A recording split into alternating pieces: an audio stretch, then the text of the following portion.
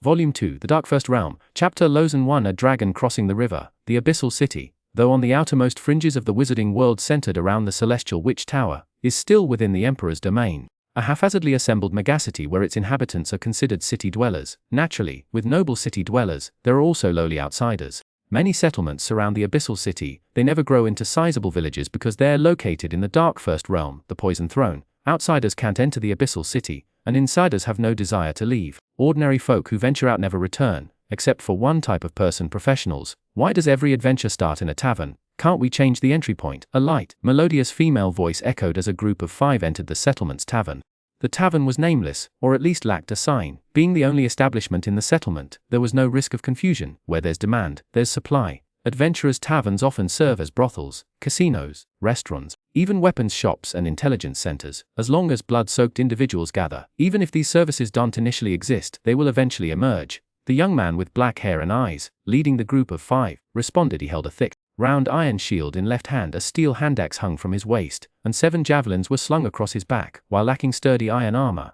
The man's clearly defined muscles beneath his close-fitting attire subtly informed everyone in the tavern. This isn't a lamb to be devoured at will. Even wolves won't attack a cub capable of fighting back without sufficient temptation. The sufficient temptation pushed through the door a moment later. A beautiful girl with silver hair and red eyes, clad in exquisite white iron light armor and carrying a shotgun, bounced into the room.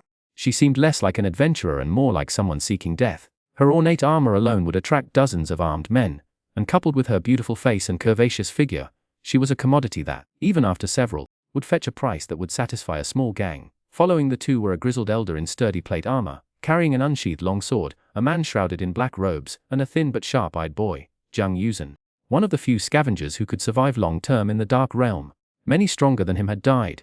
Many smarter than him had died. Yet, while those stronger and more cunning than him had turned to dust, this young man, clad in leather and sturdy clothing, had clearly become a true thief. The team leader: archer, swordsman, mystic, and thief. This classic party composition caused the burly men in the humble tavern to forcefully suppress their excitement.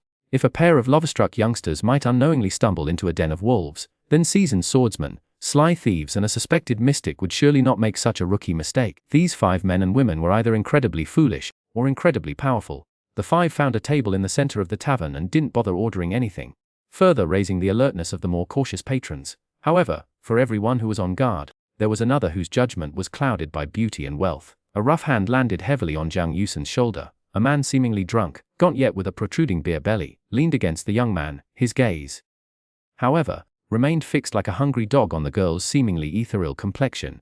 Xuanhuan, you little bastard, where have you been making your fortune? It's time you paid back what you owe your big brother, Skinny. I know what you're thinking. Take my advice. Leave while your head's still attached to your neck. Xuanhuan's advice was sincere.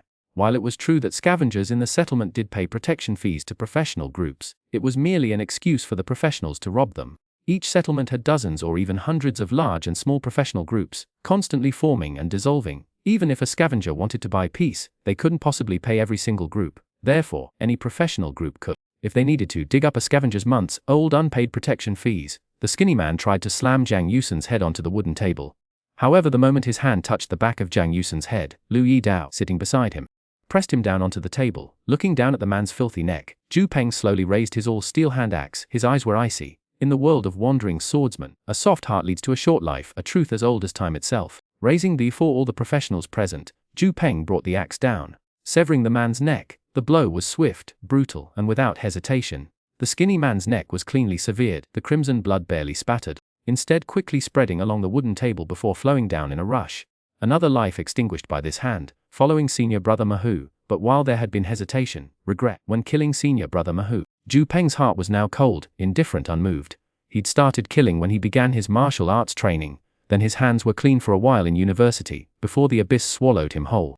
He'd fought his way across the land with his senior and junior siblings, carving a bloody path. He'd killed countless monsters, but no fewer humans. He'd killed for a pig's leg, for a bus, even for half a steamed bun. He'd chopped off a man's hand for it. Cut when necessary. Back in safety, Peng would reflect, regret, even repent. But when this hand picked up a weapon again, it remained steady and strong, killing without hesitation. The axe fell, severing the head. Crimson blood spread. The men who'd been sharing a table with the Thingstall leaped to their feet, weapons in hand, but Peng placed his steel axe beside him, sat back down. Liu Yidao drew his sword. Xuanhuan raised his crossbow. The cloaked Cole held a handful of pale phosphorus powder, and even Yi Wen quickly unshouldered her double-barreled shotgun. The four of them faced down the group of professionals. Peng, reseated, coldly shoved the corpse off the table, then, seizing the hair, flung the thin ghoster's head at the feet of the professionals. The cruel and cold young man leaned his head and smiled, asking, "I saw you drinking with him just now. Close friends, right? Then don't just stand there! Grab your weapons and come at me. How can you bear to let your brother walk alone and lonely on the road to the underworld?" A bald young man, his powerful upper body bare, face flushed, drew a single-edged sword and lunged at the black-haired, black-eyed youth. But an older companion grabbed his shoulder, forcing him down. "Misunderstanding. Just sharing a table. We didn't know him," said the older man, a middle-aged man with a handlebar mustache, his gaze sweeping over the group. The professional, who'd drawn their weapons, sheathed them, seemingly conceding defeat. But Peng noticed the slimmest, most inconspicuous man slipping to the edge of the tavern, then quickly running out. "This isn't necessary." Yi Wen, looking at the blood-soaked table, "We're here to hunt monsters, not kill people." Even when Kid had opened his bloody mouth in the past, there had been troublemakers, but nothing like this, on-the-spot decapitation and a near riot necessary. This isn't the city. Here it's more chaotic, more brutal, and more free. Moreover, Sister Yevon, you yourself represent a considerable fortune, and we need to demonstrate strength commensurate with, or even exceeding, that wealth in these settlements. Earth survivors, human species, humanoid creatures that accidentally wander here from the abyss, and even refugees from other planes swallowed by the abyss. The population is incredibly mixed. Here, the least valuable thing is arguably human life. As he spoke, Zhang Yuzhen began collecting the equipment from the thin girl's body, in a well-coordinated team. Even an arrogant magic user wouldn't let the rogue handle such dirty work alone. But Peng's hastily assembled team lacked such coordination. Yevon was fastidious, Cole and Lu Yidao were proud, and while Peng didn't mind collecting spoils from corpses, the problem was that he was currently busy projecting an aura of dominance, so he could only leave Zhang Yuzhen to do the work. Fortunately, the young man was quick and nimble. Years of scavenging had given him considerable experience. Though not as good as Peng with his basic appraisal technique, his eye for valuable goods was far superior to the other three. Zhang Yuzhen quickly gathered all the valuables. Everything except a dagger with a metal-sheathed tip was bundled into a package, while the headless corpse was practically stripped bare, to restore tarnished treasures to their former glory. After examining the dagger for a moment, a faint glow appeared. Peng unscrewed the metal casing at the end of the dagger's handle, revealing a fragmented green gemstone firmly embedded in the pommel. A simple array channeled faint green magic from the gem throughout the blade. A dagger inlaid with a broken green gemstone, imbued with poison magic. The effect would be even better if you added more poison. After a brief inspection, he handed the dagger back to Zhang Yuzhen. Only he was suited to a poison dagger in their group. Though the gem itself was worth something, no one else showed any interest. Even a low-level professional had a gem-inlaid dagger. It seems that adventuring in the dark realm, though risky, is certainly lucrative. They ignore such opportunities, preferring to prey on their own kind. All the more reason to kill them, Lu Yidao remarked wryly, watching Zhang Yuzhen toy with the dagger.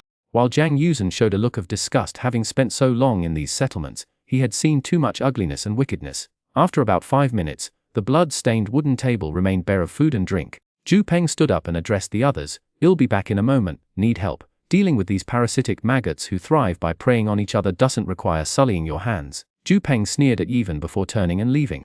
"It's said that the Dragon King's essence contains a darkness that tempts one to fall, but I think that's just a catalyst. More significant is the brutal savagery born from ordinary people experiencing apocalyptic upheaval and suddenly wielding power. Most martial artists from the old world remained unchanged after becoming professionals, but those who were previously weak and timid became far more ruthless in oppressing ordinary people. I will absolutely not become like that." I twirled a newly acquired poison dagger between my fingers, practicing the most basic training technique for agile-type professionals. Skilled, powerful agile professionals possess unbelievable dexterity throwing knives, poison knee, or daggers. These delicate weapons find their way to vital points in their hands, proving even more deadly than broadswords and axes. After becoming a thief, Zhang Yuzhen could access the Ranger side homepage through his personal account to learn various professional skills. And a thief wasn't just about theft. Infiltration and espionage. A powerful, seasoned thief could take a life with ease. Chapter 1002 Dragon's Roll. Merciless strikes. The seemingly ordinary yet deadly poison dagger spun nimbly between Zhang Yuzhen's fingers, growing faster and faster. He trained while talking, deliberately forcing himself to multitask. Whether you change or not isn't determined by what you say, but by what you do. Glancing coldly at the young man beside him, Lu Yidao sensed the changes in Zhang Yuzhen. The boy had gone from peaceful and introverted to agitated and frenzied. He seemed intoxicated by the power demonstrated by professionals and the rapid strength bestowed by the demonic essence. Power is best cultivated gradually. Even though the transformation of a 7th-order demon god's essence into a lower-level professional is claimed to have no side effects, this applies to the body. But what about the heart? Rapid advancement through shortcuts is often a crooked path, and the external demonic corruption to be overcome is often many times greater than the righteous path. in Liu Yidao's eyes. Zhang Yusen's current state was like a drunkard repeatedly insisting he wasn't drunk. The less self-control, the faster the fall. Liu Yidao subtly hinted at this.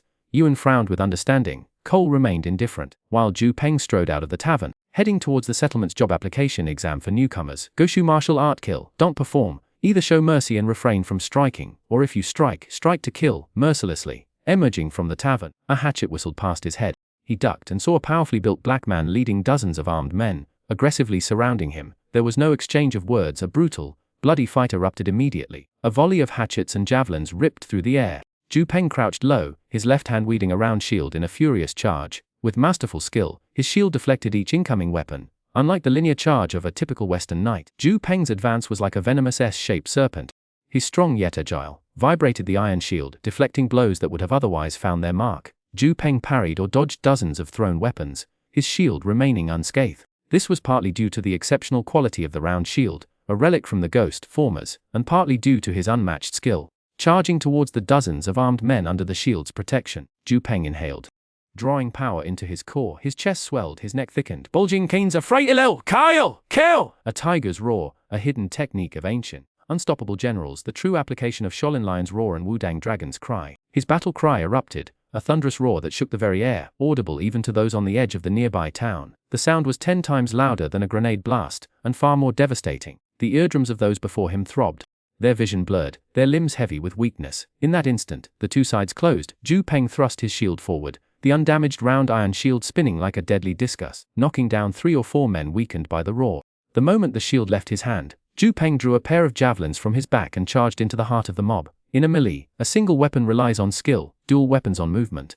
In a multi-person brawl, one either wields a long, heavy weapon to sweep aside the enemy, or uses dual weapons for ambidextrous combat. Shield and sword combat is reliable, but dual wielding is far better suited to this situation. Zhu Peng attacked with both hands simultaneously, his double spear strikes impossibly swift and precise. In the blink of an eye, 7 of the strongest warriors were picked off and killed. Instantly he hurled his spears, impaling 2 more men who were secretly drawing their bows from a distance. The sheer force sent them flying backward, their bodies embedded deep into the earthen wall. Tough customers indeed. 7 kills in an instant, each strike aimed at vital points: eyes, throat, temples, the back of the head. His hands moved like a blur, his feet a whirlwind of deadly strikes. He was like an 8-legged human spider demon. Even with leveled up stats and enhanced physiques, these unranked professionals wouldn't survive such brutal attacks. At best they'd be incapacitated. Prepare the best food and finest wine for our new mercenary. Anyone who dares to lead an elf out of the abyssal city isn't someone to be trifled with. From the second floor of the only 2-story building in the settlement, the tavern, a grizzled, one-eyed, middle-aged white man watched the carnage below, smoking his pipe. He exuded an air of authority, but his caution was evident in the way he avoided direct eye contact with the young man below. Warriors, especially those skilled China martial artists, are both strong and perceptive. To confront such a man without a 5-fold advantage in overt strength is to invite death. Father, shouldn't we call some beautiful, seductive dancers? A striking girl with golden curls, sky, and surprisingly delicate oriental features stood behind the one-eyed man, a sly smile playing on her red lips. A man who has an elf by his side wouldn't give a second glance to ordinary women. Do you think those who sleep with anyone for a single gold coin have succubus blood? Besides Daida, it's hard to find any other woman in this settlement who would catch his eye. With that, the one-eyed man put down his pipe and moved away from the window. The dozens of warriors had been swept aside, as easily as autumn leaves before a gale. Zhu Peng casually discarded the 2 weapons he'd taken. Against him, holding onto your weapon was pointless. Unarmed combat would be a more effective strategy.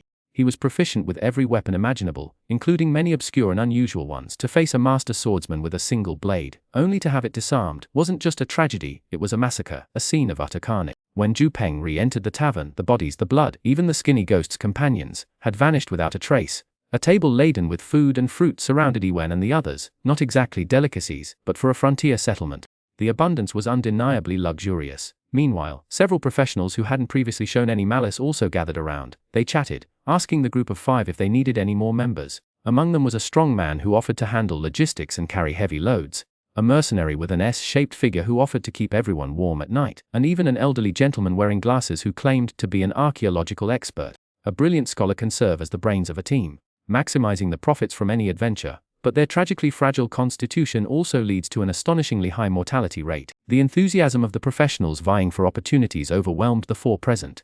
The female mercenary offering warming services had already begun pulling Zhang Yusen's hand towards her bosom. While 3 to 5 people are the standard for a small team, if you're planning on taking on tasks that require more manpower, Teams of 20 or 30 professionals aren't uncommon. The quality, however, often resembles what Peng had just dealt with. Lions, tigers, even dragons often have their own hunting territories. Only jackals choose to gather and attack beings they can handle alone. Chapter 3 Wade the Grey Wolf, Bounty Quests. Katsk. Look, our new guests. A strong ancient Chinese warrior, a beautiful elven girl, a seasoned swordsman. Oh, and our young thief, freshly promoted on his path to power. Tall, lean, and with a striking face hinting at youthful handsomeness, the middle-aged white man, though his hair was grey and he wore a pirate-like eye patch over his right eye, commanded the attention of nearly everyone in the tavern upon his arrival. In comparison, the blonde girl behind him, though beautiful, seemed insignificant like a speck of dust. I'm the garrison commander of this settlement and the owner of this little tavern. Everyone calls me Grey Wolf Wade. Of course, you can also call me boss, I quite like that too. Wade, with a cross-shaped sword and an old flintlock pistol at his waist, descended the wooden stairs from the second floor and introduced himself to the group of 5, his one good eye radiating warmth. Professional Peng, and these 4 are my companions. I think, after sufficient bloodletting, we've become the same color as everyone here. Can we take on a bounty quest now? Peng shook Wade's hand firmly and then asked hesitantly, No hurry, my little brother. We assign bounty quests every night, starting at 2 a.m. Ordinary bounty tasks, like finding lost cattle, catching thieves, or even helping to kill wild boars that steal vegetables, can be taken at the notice board in the settlement. But if you want to take truly interesting elite tasks, you can only come here at 2 a.m. tonight. The first drink is free for every guest, then you're paying, I said laughing. I don't drink much, I usually only have one. It was true. Peng rarely drank stimulants and always in moderation. No worries. We have more than just alcohol tonight. Wade the Grey Wolf gave a knowing look, one any man would understand, before continuing, with a strong and handsome young man like yourself, the girls here would probably keep you company even without payment. As soon as Wade finished speaking, Peng felt a sharp pain in his thigh. I didn't hold the fork properly. Are you hurt? Peng, even as she spoke, even reached for the fork, but her movement was decisively stopped. Put down your dinner knife first, Peng said, wryly turning his head to the irate elf, and don't bother with this, I'll get it myself. He pulled the fork, which had pierced his thick trousers and almost drawn blood from his leg, and handed it back to her. Alright, please don't say any more. I will definitely be there with my assistant tonight. Wade smiled and turned to leave, instructing the girl behind him to arrange 3 rooms for the 5 of them. This settlement only had one place offering relatively safe lodging. Where else could these 5 people stay besides here? Camping outside was out of the question. Yevon, you're being too jealous, Luido said, eating while teasing Yevon, taking advantage of his age. He then turned to the young man beside him. Besides, Xuanhuan, do you know anything about him? From the 21st century underworld to this chaotic age of wizards, Luido possessed shrewd eyes, a ruthless nature, and was extremely cautious. If he encountered someone who even slightly unsettled him, he wouldn't sleep well until he understood them. Someone who can run a business, maintain a 2-story wooden building in a settlement, and be among the top echelon of these 100,000 people. Peng interjected, cutting off Zhang Yushen before he could respond. Uncle Lu, don't try to probe him. Things are different now. After mixing in the 5 dark realms, you'll meet many people who will threaten you. Unnecessary probing will only make enemies. Luido's eyes twinkled before he returned to his meal, silent, no longer speaking. Midnight. Despite Peng's invitation, Yevon, alone in her room, sleepily refused to leave the warmth of her bed. She was confident in her beauty. A man who'd been liked by an elven girl would find it hard to be interested in ordinary women. Of course, succubi, orcs, and fox folk, those were exceptions. 2 a.m. The settlement's professionals gathered. Taverns where adventurers congregated were a chaotic mix. At this hour other businesses had closed up shop, but the Grey Wolf Tavern was booming. Only a few places, like the Bloodmouth, had the luxury of separate upper and lower levels. The Grey Wolf Tavern's second floor housed guest rooms, hourly rentals, and the owner's quarters. The first floor was the main tavern. The settlement's most elite teams, when not on missions, spent their evenings here. They checked if Wade had any suitable tasks and hoped they didn't. Even if they didn't find good assignments, the strong professionals could drink ale, gnaw on roasted meat, and later take a buxom dancer home to warm their beds. Fights broke out nightly over the limited number of dancers. Peng didn't object to the tavern's nightly gatherings and mission assignments. After all, this was a human settlement within the Death Throne realm. Monster attacks were always a possibility. Gathering elite professionals at midnight also helped maintain order. What he disliked was the Grey Wolf's emphasis on alcohol, meat, and women. Such a decadent environment weakened the professionals' combat effectiveness. Peng, along with the captains of several other elite teams, sat in a corner with Wade, the professionals and dancers consciously avoiding them, making the area relatively quiet amidst the chaos. At the round table, Wade sat at the head. Before him rows of neatly stacked gold coins. Beside the piles of gleaming coins lay a smaller pile of assorted broken gems. They shimmered enticingly in the candlelight. As usual, Wade began. These are relatively troublesome but low-risk standard missions. I trust you'll succeed, so no deposit is required. These, however, he gestured to another set of documents, are high-risk elite missions. Death or even annihilation is possible, but the rewards are correspondingly high. A deposit is required. If two teams want the same mission, the highest bidder wins. Wade glanced at Peng before adding this last sentence. The deposit will be added to the bounty in full upon completion of the task. However, if the task is not complete, or if the team is wiped out, the deposit will be added to the next team's bounty. Is that clear enough? Chapter Xuanhuan, the Boss and the Demon Legend. At 2 in the morning, around the round table of the elite professionals at the Pale Wolf Tavern. Besides Peng, everyone present was a seasoned professional, and naturally had no objections to the familiar rules. Although Peng was a newcomer, he had done his homework beforehand. Even if Wade hadn't explained it, he would have known how these small professional guilds in the settlements operated, so he had no questions either. Very well, since everyone has no problems, let's begin, Wade said, flipping through the parchments in his hand. These bounty quests came from various sources. Some were issued by the professional guild in Abyss City, and some were commissioned by wizard apprentices or other professionals. Therefore, the categories were extremely diverse, with varying difficulty levels and cost-benefit ratios of task rewards. You lead your men, struggling to wipe out a group of abyssal creatures, only to find the bounty isn't enough to cover your men's funeral expenses or even weapon repair costs. You might as well disband then. It proves your operational management skills are too weak. A lone ranger, on the other hand, might use a bounty to steal a precious mutated plant from a dangerous location, perhaps without even a single fight, earning enough money for the next 10 years of leisure, only to be killed by the double-crossing wizard and used as fertilizer for his mutated plants. There are good and bad wizards, but even a white-robed wizard who considers himself good might kill a thief for a large sum of money. After all, everyone has times when they are strapped for cash, what kind of tasks to accept, and how to maximize profits and ensure safety after accepting a task.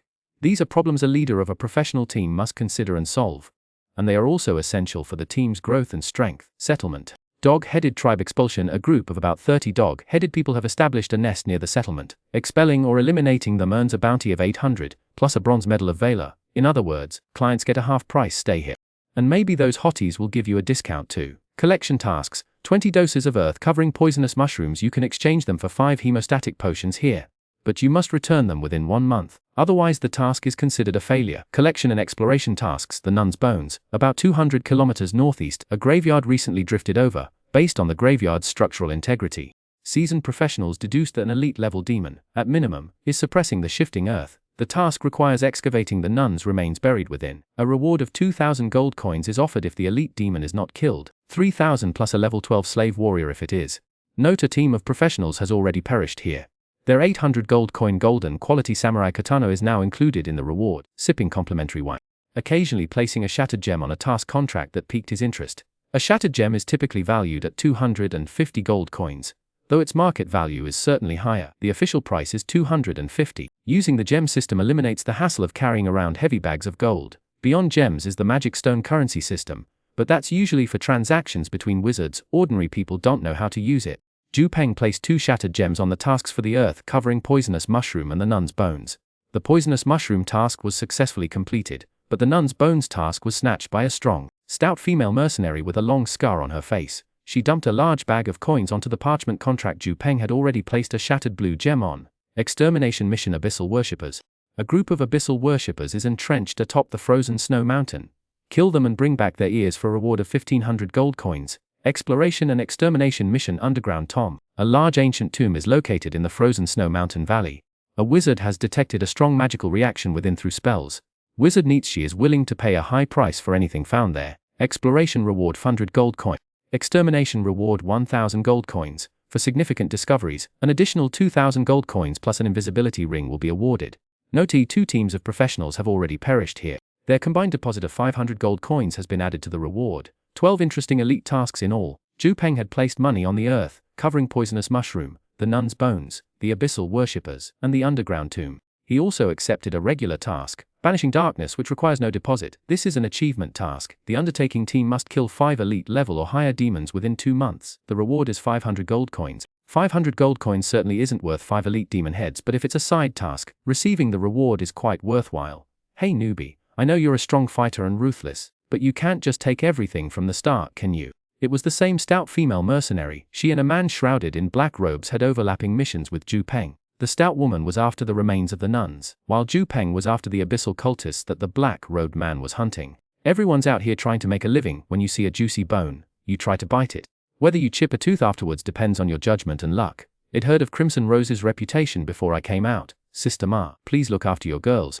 Though she enjoys smashing men's bones and listening to their screams for fun, it's always for a reason. So I still think you're a slightly unhinged good person, therefore, I'll give you a straight answer. You and your Crimson Rose can't take this mission. What's lurking in the graveyard isn't an elite monster, it's a big boss. As soon as Zhu Peng said that, everyone present, and even the adventurers nearby, fell silent. They all pricked up their ears like rabbits.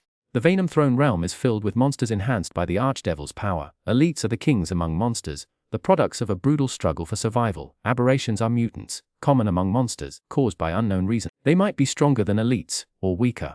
Professionals both love and fear elites and aberrations. They love the abundance of demonic essence they hold, the rewarding loot from slaying them, whether the essence itself or the equipment materialized through dark contracts. This is the main source of magical equipment for professionals, but bosses are different. They are a tier above elites and aberrations. Some say they are watched over by the sealed Archdevil, granting them terrifying power far exceeding their peers. The monsters in the Dark First Realm, the Venom Throne, range from apprentice to first tier. Theoretically, nothing stronger should exist here. Even Andoril, the final boss of the First Realm, the Poison Spider Queen, is at most a peak first tier, infinitely close to second tier. But the common understanding of a first tier and the Archdevil's understanding of a first tier are vastly different. When Zhu Peng was at the Adventurers Guild, he fought several first-tier fighters pumped full of potions. Those fighters, with their unrefined skills, wavering will, and limited experience, couldn't stand against Andoril for 30 seconds even when fighting together. Any first-tier monster worthy of the Archdevil's memory is absurdly powerful, because a first-tier normal monster and a first-tier elite monster aren't on the same level. It's like in League of Legends. Bronze-tier monks are blind, while Platinum and Diamond monks are often divine. So-called bosses, their every appearance claims countless adventurers' lives. Of course, every time a boss drops its loot, it often makes a group of adventurers retire in wealth. Legend says that each boss isn't merely a manifestation of the Dragon Lord's power, forming equipment, but rather they are connected to the Dragon Lord's endless treasury, overflowing with inexhaustible wealth. When the boss's alert appeared again, the adventurers in the tavern subconsciously swallowed their saliva, a mixture of greed and fear. How do you know a boss is there? Magli, strong as a man, shook her head uneasily. This large woman was so frightened by the young man's words that she felt quite unwell. Internal intelligence cannot disclose, but there is indeed a boss there. Its strength exceeds the Crimson Rose's capacity, Zhu Peng said calmly and with absolute certainty. A pale 20 hovered above Magli's head. If Zhu Peng could persuade her not to rush to her death, he would gain these 20 points of fate power. For Zhu Peng, whose fate power reserves were almost zero, this was a considerable amount. Magli shook her large head uneasily, her gaze turning to Wade, the tavern owner at the head of the table. I haven't received any relevant news, but if I were you, I'd drop this mission. Wade spread his hands, unusually direct in his advice however with a clap. Magli's palm slammed onto the wooden table. Do you think him a scaredy cat? A mission with a boss? You dare take it? Then the Crimson Rose has nothing to fear. The pale vapor above Magli's head vanished with a pop. Only Zhu Peng could see that. And thus New Shed made up her mind. He smiled, offered no argument, and retrieved the gem fragment he'd originally placed on the contract. I've done my best. Whether you believe me is your business, but I advise you to prepare. Money can be earned again, but life once it's gone. It's gone. Zhu Peng's left Magli speechless. This strong but stubborn woman sat there, gulping down ale. The man in the black robe pressed his gaunt fingers onto the Abyss Worshipper's contract. His voice was raspy. Why would our kind new friend compete with old Timothy? Could it be that among these Abyss Worshippers, there's a mutated elite? Or even a boss? No, I'm taking this mission because it has the highest cost effectiveness. The bounty is high, and the difficulty is low. The so-called abyssal devotees are those who, amidst the infinite terrors of the abyss consumption of the primal plane, surrender their faith to negative emotions. They, or perhaps it would be more accurate, frantically worship the abyss near limitless, immense power. The most terrifying aspect is that the abyss, lacking a central consciousness but possessing an incredibly powerful pervasive one, responds to these devotees, as long as they remain evil. Sinking their souls into the murky sea of consciousness, the abyss can in a short time transform them from 21st century obese shut-ins into ferocious, strong, and abyss-adapted demonic entities. Abyssal demonic beings are what these abyssal devotees become. It is said that the most powerful abyssal devotees gradually transform into the abyss' most favored darlings, demons. Chapter $55 Tasks. Illusions attack the heart. What is a demon? Disregarding the inherent alignments granted by their origins and the primordial dark ecology of the abyss, a demon signifies endless life, eternal youth, immense power, and near limitless freedom. They stand alongside angels, dragons, and titans, otherworldly beings, even surpassing them subtly in their superior bloodline, to gradually transform into such a being without the need for death and then, if given the chance, to infiltrate a materially prosperous main plane. What a wondrous life that would be. The endless abyss has no central consciousness, only a pervasive one. It will never manifest a personality to dictate your actions. Please it, and you will receive bountiful rewards. But you are almost never in danger of incurring its wrath. Throughout the eons of the multiverse, There have been powerful demons who have undergone personality changes or, for various reasons, sided with humanity. Apart from facing attacks from former rivals, these demons who have betrayed their original allegiance have not suffered any punishment from the abyss, because chaos, even primordial chaos, is the very foundation of the endless abyss. In other words, in fact, it is precisely this seemingly harmless characteristic that tempts many powerful beings to fall to the abyss. Unfortunately, 99.99% of them lose their individuality, becoming chaotic and evil, the purest of demons. But that has little to do with the endless abyss. Its greatest principle is having no principles. You chose the corruption of your heart, it won't take the blame for that. Even the mighty sorcerer world is wary of abyssal devotees, Fae. Even the lowest ranking devotee appearing in the first realm commands a far higher extermination bounty from the Abyssal City Adventurers Guild than its actual worth. Everyone present is well aware of this, but since old Timothy snatched the task so quickly, they're unwilling to risk a confrontation. 3 laws of interdimensional adventuring: don't mess with sorcerers. If you mess with an old thief, kill them quickly. Stay away from religious fanatics. Old Timo, shrouded in a black cloak, was the long-standing rogue of this settlement. Professional teams would rather tangle with a wizard's apprentice than this ruthless, narrow-minded old coot. Young man, Timo's getting on in years, just wants to earn a little to retire peacefully. Let old Timo have this job. The voice, still raspy and ancient, sounded like it might give out any second. In reality, most present would likely be dead before this fellow showed any signs of age. Not impossible, Peng said, but you have to beat me at a game. He pulled 3 cards from his belt. One depicted a giant mantis wielding twin blades, another a jackal warrior standing on its hind legs with a double-headed axe, and the last, a swirling mass of green bubbles. A card game. If you can find the bubble card under my slate of hand, I'll acknowledge your skill and keen eye. If not, consider this job given to a younger hand like myself. It's not easy for a newcomer to make a name for himself. Peng, outwardly a strong warrior, was challenging a seasoned to a test of dexterity in front of everyone. Timo couldn't refuse. Haha, alright, let's play. It's not a big deal anyway. Timo didn't like gambling, but wagering his own unclaimed job in his area of expertise, why not? Peng laid out the 3 cards, then swiftly flipped them over. The 3 cards, each with a background of black arcane sigils, coupled with the man's hands blurring into a flurry of motion, quickly deceived many of the onlookers with above-average dexterity. They couldn't spot the bubble card. He palmed cards, swapped cards using both hands with the 3 cards, requiring nimble fingers and unwavering composure. After 10 seconds, Peng stopped. Only a few retained their clear vision and confident expressions. Timo placed his hand on the center card. For a warrior, your technique is remarkably refined. But the old thief's words trailed off as he flipped the card, revealing a jackal warrior wielding a long-handled axe, baring its teeth at him. A little trick. My technique isn't actually that impressive. Peng drew the jackal card from Timo's hand, then gathered the cards, returning them to his belt pouch. No one could see, of course, but as Peng tucked the cards away, one of the identical jackal cards blurred and turned into a glob of soft green bubbles. The problem isn't with the technique, it's those 3 cards you just played, right? Timo questioned, retrieving the money pouch that had been pressed against the parchment contract. People are reluctant to provoke an aging thief, and cunning thieves are equally reluctant to provoke strong and troublesome opponents. Arrogance and tyranny are the hallmarks of those who operate in the shadows. Personal privacy, I can't disclose. However, thank you for your guidance, Senior, Peng said, accepting the Abyssal Believer's contract. Over the next 2 or 3 months, he would focus on these tasks, striving for maximum profit. Like a flock of vultures sated after a grand feast, taking flight one by one, Peng walked towards the wooden stairs to the 2nd floor, his expression somewhat gloomy. Sending someone to their death wasn't something that brought joy. You deliberately spread the news about the boss in the nunnery cemetery, didn't you? Even if your big sister Ma, as you call her, hadn't been vying for that mission, you would have found a way to leak the information. Were you planning to reap the rewards from behind? A familiar voice cut through, the slightly raspy tone of Lu Yidao piercing Peng's moment of relaxation. How else would we attract enough adventurers to draw the fire if we didn't spread the news about the boss? In the burial grounds of the nuns, the greatest treasure, the blood eagle, only accounts for 4 to 6 layers. We need enough cannon fodder to shield us while we search for the treasure. Whether the blood eagle takes advantage of the situation is something to be analyzed on a case-by-case basis. Using people for profit, killing for profit, I do it, but I don't enjoy it. After a moment of silence, the old man Lu didn't flightly, his face changing instantly as he spun around. He only saw a moon-white shadow quickly flitting through the dark hallway. He quickly followed. But when he reached the landing and scanned the surroundings, the tavern on the 1st floor was still bustling and decadent.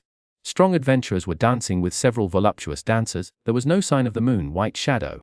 Chapter 1016. Entering the Poison King's throne, devouring the abyss of the heavens. A psychological illusion! I've been tricked. This thought flashed through Peng's mind, and he immediately ran upstairs, bursting into a room and throwing open the door. In the dark room, the grey-haired Lu Yida was lying on the bed, while Zhang Yusen was leaning against the wooden wall looking at his phone. Peng's sudden entry startled both Lu Yido and Zhang Yusen. Zhang Yusen was fine, But Lu Yido sat up abruptly on the bed, grasping his knife. What's wrong? Nothing, just a minor issue, nothing serious, Peng said, slowly closing the door. Some things are best kept to oneself. No need to add psychological pressure to the team. However, it's remarkable to be able to deceive oneself while one's mind is relaxed after successfully executing a plan, yet also emotionally stirred by having manipulated others, even if only for a fleeting moment. Who could it have been around the round table just now? Old thief Timo Wolf-Wade. Is there a master of illusion among the Crimson Rose women? Meanwhile, in a dark, shadowy room, two people are conversing. So what the kid said was mostly true. There really is a boss, even knowing it's a trap with alluring bait. The news that there's a boss in the graveyard is essentially telling everyone there's treasure. And whoever wants treasure is bound to take risks. You say he broke free from the illusion and almost saw you. It doesn't matter. Where are we now? The endless abyss. In the endless abyss. Today you probe me, tomorrow I probe you. Don't worry if he didn't see you clearly. Even if he caught you on the spot, there's no need to fear. Here we have no friends. The endless abyss shrouds everything in chaos. Half a month has passed, and most of the adventure time has been spent traveling. A raging blizzard howls. Just 3 hours ago, it was clear streams, verdant waters, and a warm spring. It's a landscape of ice and snow as far as the eye can see. Countless planes and worlds in the universe are born and die, and most of the planes swallowed by the endless abyss are already ruined and destroyed, nearing the end of their lifespans.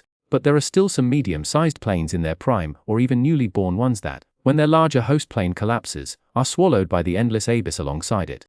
They are like flowers that have just bloomed before they could fully flourish. A pity, but also unavoidable. Huff, huff, heavy breathing. A leather-clad youth runs through the frigid woods, his feet crunching on thick snow. He occasionally turns to shoot bolts from his powerful crossbow at the fast-running pale, white, ram-headed monsters behind him. The crossbow bolts pierce the monsters, sending them flying backward, sometimes knocking over a couple of their companions before they finally fall dead. This, after all, is the surface of the endless abyss. This is also the first realm, enveloped by the power of the 7th Order Black Dragon King. Here, even harmless creatures gradually transform into monsters or undead, just like the demonic creatures chasing the leather-clad youth. Sheep transformed into monsters. They no longer graze, they stand on their hind legs, wielding weapons and seeking fresh flesh.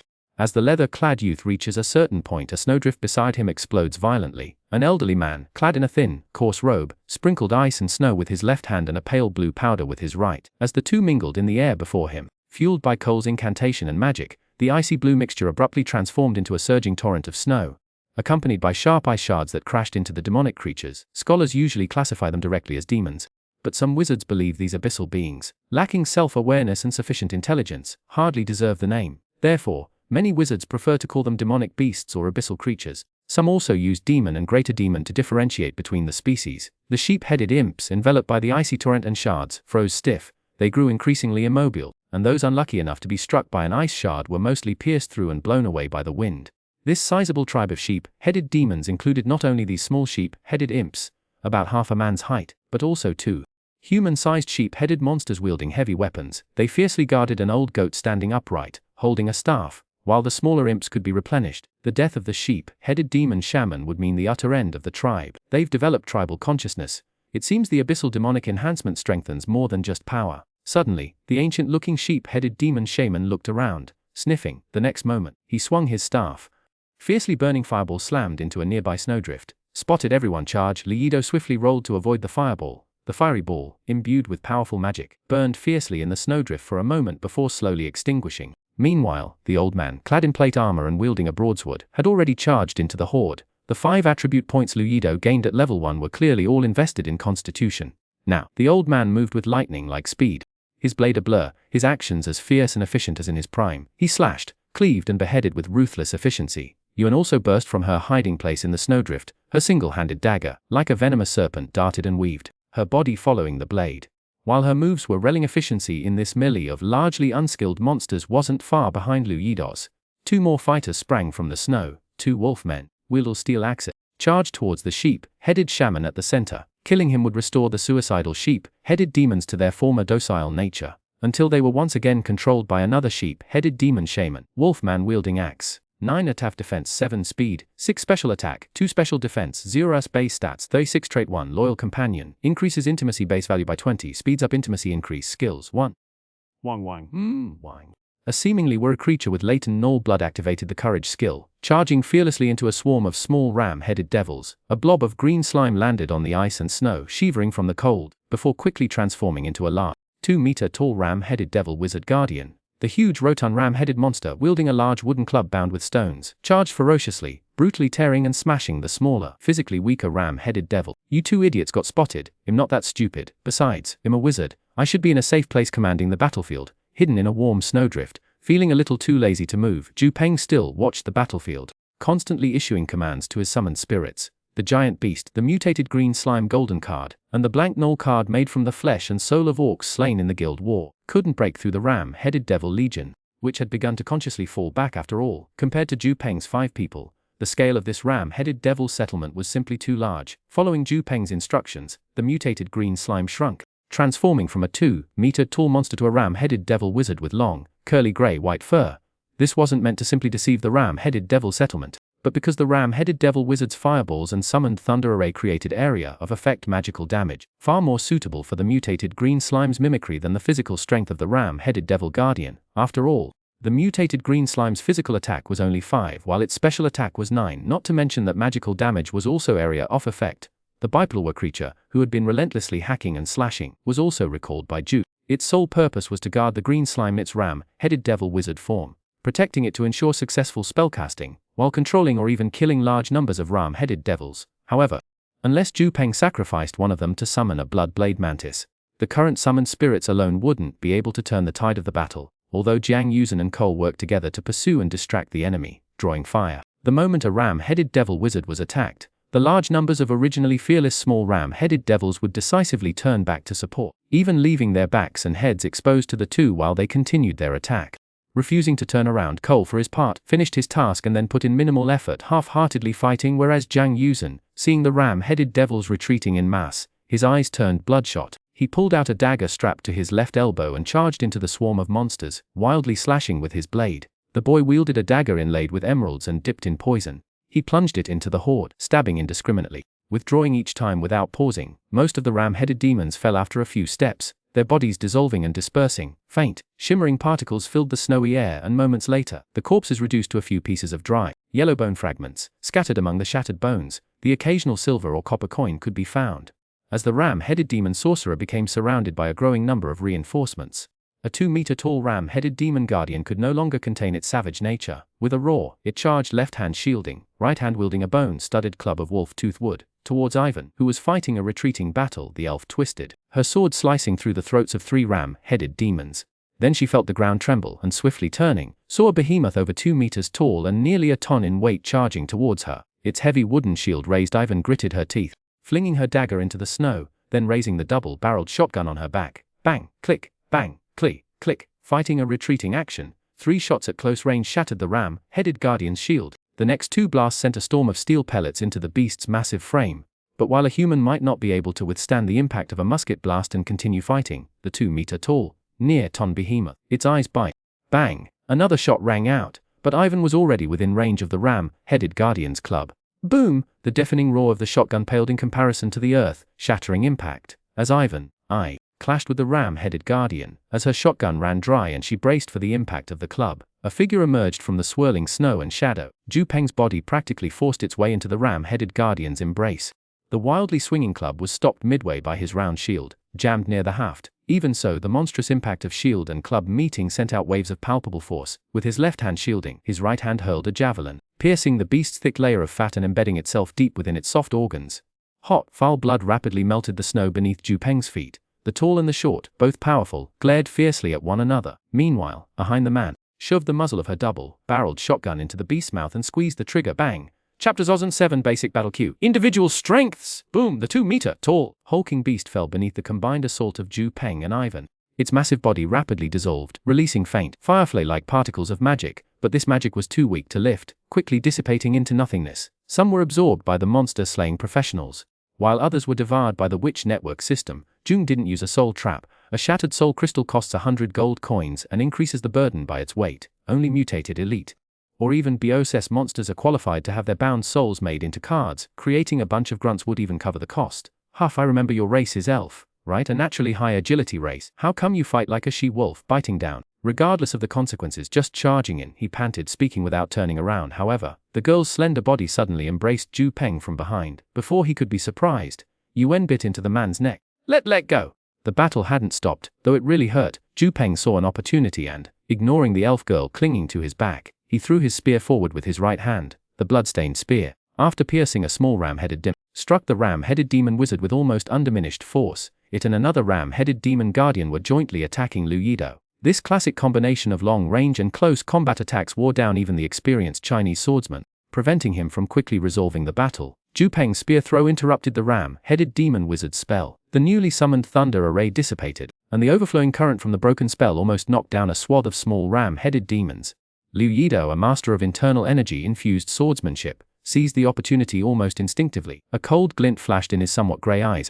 Lu Yido avoided the thick-skinned ram-headed demon guardian, who remained vigorous even after being stabbed dozens of times, and hugging the snow, turned into a slanting crescent moon, slashing with countless swift strikes in an instant. The small ram-headed demons electrocuted and jumping about, scattered like an explosion, flailing in the air before falling to the snow. Lu Yido directly attacked the ram-headed demon wizard. The old man exhaled, his surging internal energy, which Peng envied, suddenly erupted. The bright blade flashed, almost outshining the seal of the Dragon King in the sky. Multiple layers of blade light fell precisely on the ram-headed demon wizard's vital points. Lu Yido and the ram-headed demon wizards separated after an instant, but the entire battlefield seemed to freeze. A moment later the ram-headed demon wizard, first afflicted by spell backlash and then receiving Lu Yido's fatal blow, exploded with several deep cuts, spraying blood everywhere before falling backward onto the snow, instantly killed by Lu Yido. The leader's death caused the surrounding lesser sheep-headed demons to lose their spiritual leader and scatter.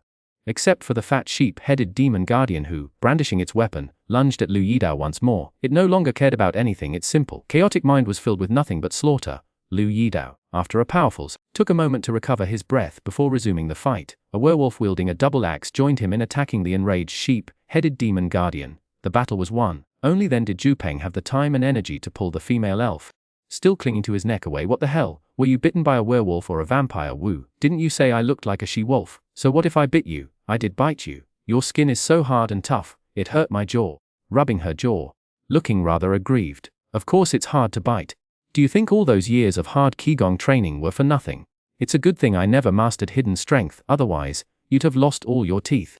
By the time Peng finally managed to detach Yi Wen from himself, the sheep-headed demon guardian had been decapitated by Lu Yido with the werewolf's assistance.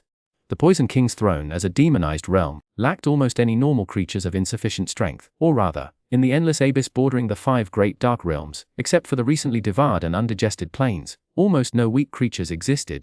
Weak creatures simply couldn't survive in that absolutely cruel primordial dark ecosystem. They either mutated and evolved or perished, with almost no third option. This led to several other issues. For the past half-month, the 5 of them had subsisted almost entirely on salt water soup and compressed biscuits. While these military compressed biscuits were theoretically nutritious and came in various flavors, after 2 weeks, the 5 of them were suffering from heartburn. If the flesh of the demons here didn't mostly spontaneously combust and vanish after death, Peng really would have liked to try some demon meat to experiment with some dark cuisine. What if it tasted good? Even if you were crazy hungry and starving, you couldn't bite me. What would you do? Eat me raw with salt after you've killed me? Beside the fire, a man and woman sat back to back, bathed in the firelight, reading books. A fat, sturdy western dragon cub rolled around merrily in the snowdrift between them. White dragons naturally thrived in icy environments. The low temperatures here made Xiaobelong little white dragon extremely exuberant. Peng flipped through the book in his hands, muttering about the madwoman who had gone berserk and bitten him that afternoon. He had practically memorized the entire unnamed swordsmanship gifted to him by Tibors, the Soros family's old butler. However, adhering to the principle of a book read 100 times reveals its meaning. Peng, while having memorized the swordsmanship, continued to compare the original text with his understanding, all while chatting with the elf. Perhaps a flash of insight at any moment would allow him to comprehend some profound mystery within this basic skill set. A 21st century learning method, brainstorming and divergent, multifaceted thinking. During meditation and deep thought, it's easy to fall into the rut of habitual thinking, so balancing focus with diversification is more conducive to broadening one's perspective. I've been eating nothing but crackers and salt water for half a month. My tongue's practically tasteless! Biting you for a taste of something different. What's the harm? I'll bite you again tomorrow. Aren't elves generally vegetarians? Why are you, Yuan, so different from the elves in legends? Heh. The other party sneered without answering. So Peng said no more and immersed himself in the book. According to his current understanding, unnamed swordsmanship was nothing more than a basic introduction to battle ki. If it had any special features, it was the breadth of its coverage. The fluctuations of wind, the rhythm of water, the unrestrained power of thunder, the untamed nature of fire, and even the esoteric fields of light and dark battle Q. The book covered methods for cultivating them all.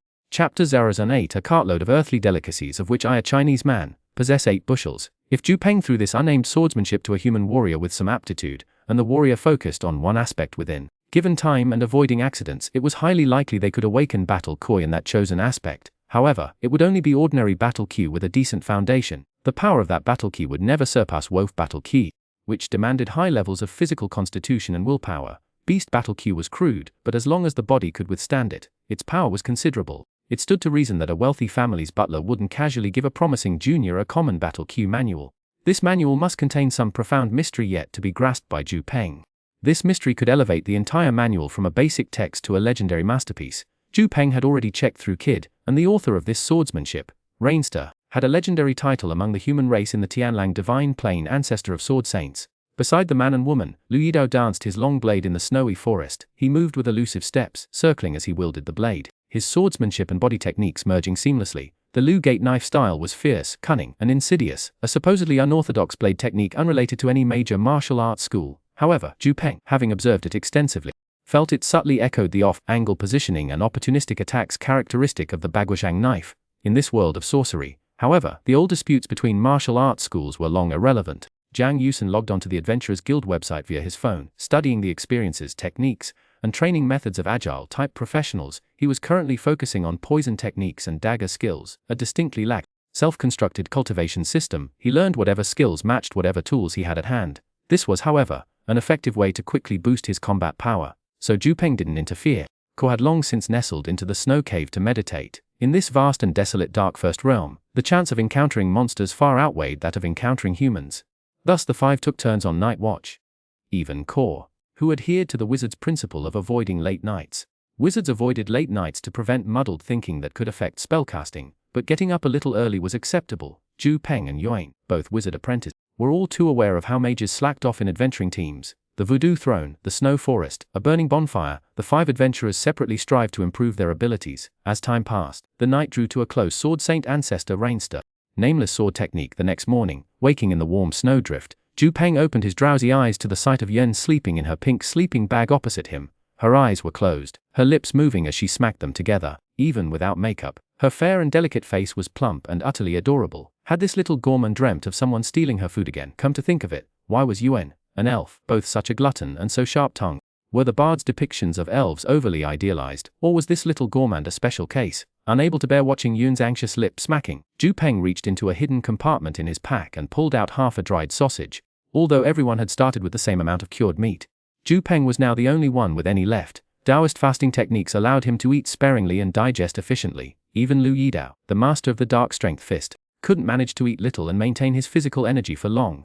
For Zhu Peng, however, it was simply ordinary cultivation. He would occasionally fast to detoxify and strengthen his internal organs. This was a technique of Qigong cultivation, impossible without profound Taoist lineage. To try to self-teach would be foolish. 999 out of 1,000 people would simply ruin their stomachs. A small piece of cured pork was slipped into Win's mouth, which was already watering. To think this little gourmand had left the abyssal city to rough it with him in the first realm, eating biscuits and salt water. He wondered what possessed her. I told you not to come. Yet you insisted on following, and now I have to look after you. Such a noose himself. He fed her another piece of cured pork, watching Wen's round face light up with happiness. Zhu Peng hid the remaining meat. The adventure was long, and they couldn't eat it all at once. Leaving the warmth of their sleeping bag and snowdrift, the wind had died down. The air on the snowfield was clean and crisp. Some scholars claimed the air in the endless abyss was filled with deadly poison, the ground flowing with lava, the hillsides littered with bones, crimson blood-forming lakes that irrigated the valleys. They clearly confused the endless abyss with the 9 hells. The endless abyss was a multi-dimensional fluid environment. Think of an Arctic iceberg plunging into Mount Fuji, or the Sahara Desert being flooded by the Atlantic. Unstable, unpredictable and ever-changing, that was the abyss's true nature. Without great cost, no being could establish a stable structure there. Even a great demon could only subdue a patch of land, like a ship on the ocean, seemingly unchanging, yet constantly adrift. As for the poison, lavans, and blood-soaked valleys, only devils would deliberately seek such evil. Demons objectively caused no less harm than devils, but lacked the concept of actively committing evil. Toss a human into the abyss, and retrieve them a year and a half later, and their disposition would likely be little different from a demon's, provided they were still alive. His boots crunched through the thick snow. Zhu Peng expanded his chest, breathing in the cold, crisp air, but seeing Cole diligently reading a spellbook beneath a dead tree, he frowned. Focus was a good thing, but not when on watch and neglecting your surroundings. Deadly ambushes always struck at unexpected moments. Zhu Peng was about to step behind Cole when he noticed the snow around the old man had been disturbed. The raised boot slowly lowered. "Mr. Cole," Zhu Peng called softly from behind the aged wizard apprentice, "I'm here. It's a good thing you didn't step there. That kind of magical trap is even more potent than if I'd cast it directly." The voice came from behind. Zhu Peng slowly turned, surprised to see a blurry form resolve into an old man with graying hair and beard. "Cole, illusion wrap. A classic wizard's method of night watch." Seeing Cole still reading under the tree, Zhu Peng shook his head and chuckled, speechless. Although the old wizard had indeed hidden himself away to read rather than diligently keeping watch, his preparations were impeccable, leaving nothing to be said. Zhang Yusen, Lu Yido, even Zhu Peng himself might not have done any better. Suddenly, an arc of electricity flickered in the nearby woods. Zhu Peng and Cole exchanged a glance and rushed towards the triggered trap formation. Zhu Peng was faster, arriving first to see a large rat lying half-cooked in the snow. A snow rat, undeniably wild, not artificially bred, although it didn't seem fully transformed by the Dark Dragon King's magic. A truly tenacious species.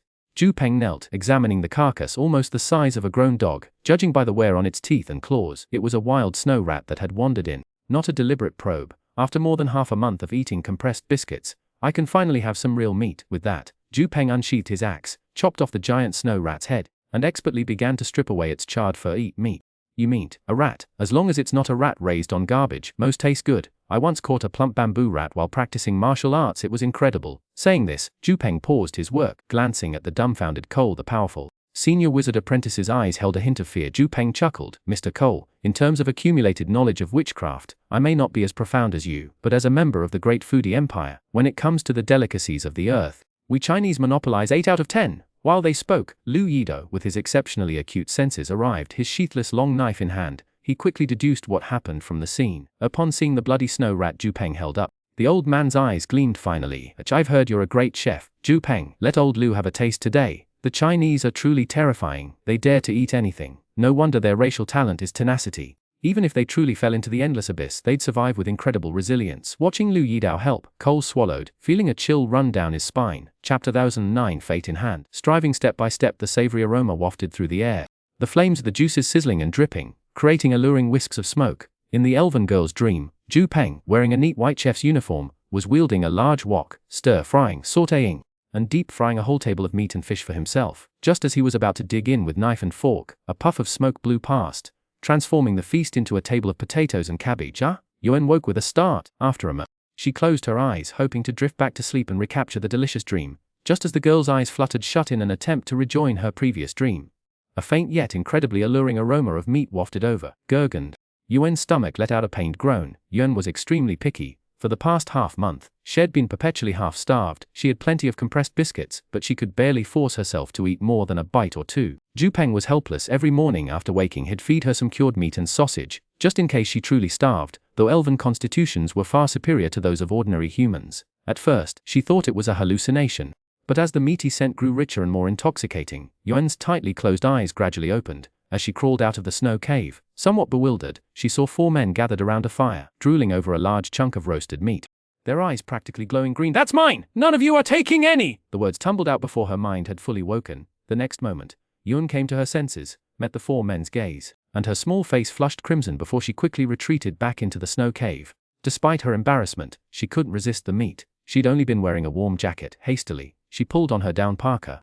The warm jacket was fine inside the snow cave, but outside, she needed the down parka. The aroma of roasting meat lured her out. The meat was perfectly cooked. Quickly, the large piece was divided into 5 equal portions and placed in 5 bowls. No need to conserve it. There are more of these beasts on this mountain, I imagine. We'll butcher another one and make soup. Our wild game tastes far richer than domesticated meat. Almost nobody answered Zhu Peng. Even Cole, who had just been silently criticizing the vast range of the Earth Chinese diet, was currently preoccupied with wrestling a piece of roasted rodent meat. No matter what, when a succulent, perfectly roasted piece of meat appeared before him, the uncontrollable saliva production in his mouth caused the old apprentice to forget his earlier thoughts entirely.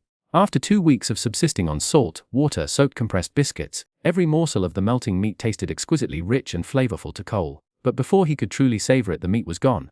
Every last drop of oil squeezed from the pulverized bones. The bone fragments left in Cole's bowl were so unappetizing. The heroic sacrifice of a fat, plump snow rat greatly boosted the morale of the 5-person team. Zhang Yusen rubbed his distended stomach, humming contentedly. He finally understood why Hishans throughout history placed such importance on military logistics. A soldier's well-being, it seemed, truly affected the entire army spirit. Amongst the rotten dishes, bamboo rat was the most fragrant and delightful. Despite its cute appearance, well fed and energized, Peng gave a sweeping gesture and led the team towards the frozen earth snow mountain. The mountaintop and base were relatively straightforward, but the middle slopes were subjected to howling winds that created a sense of utter exhaustion, leaving one feeling trapped. Fortunately, their hearty midday meal had left them both mentally and physically invigorated. The five pushed onward, mostly exhilarated rather than exhausted. "Captain, are we really going to explore the underground tomb of the Black Sorcerer? I heard from some friends back at the settlement half a month ago that there's a massive concentration of monsters in the Snow Mountain Canyon, including several elite creatures. Apparently, a couple of professional teams were completely wiped out before they even reached the tomb. What are we going to do? What can we do? Grab our weapons and charge in. What are we here for? To push our limits and gain more attribute points, aren't we? Those low-level scrubs who only gain 1 or 2 professional points per level aren't worthy of comparison. Cole will cast spells from the rear, Peng and I will charge in the front. And you protect Yuan and Cole. Even just playing second fiddle, you'll still rake in 2 or 3 attribute points per level." The five stood high above, surveying the vast canyon below. Skeleton soldiers marched in formation, frost zombies lined up in rank, and even several meter-tall skeletal giants and decidedly formidable corpse knights. The canyon must have witnessed countless deaths in the past, otherwise, the monstrous hordes would exist. Ignoring Lu Yido's overly enthusiastic and somewhat bloodthirsty words, Peng didn't respond, but instead handed Cole a pair of binoculars and produced a metal box from his pocket, extracting a pair of heavy glasses that he perched on his nose. Within this 5-person team, only Peng and Cole possessed any real strategic ability. Yuan and Jiang Yushen were obviously inexperienced, and even the seasoned Lu Yidao, Uncle Lu, still possessed a somewhat reckless approach. The valley was teeming with soldiers, low level though they were, but don't forget that the 5 of us were only level 1 or 2.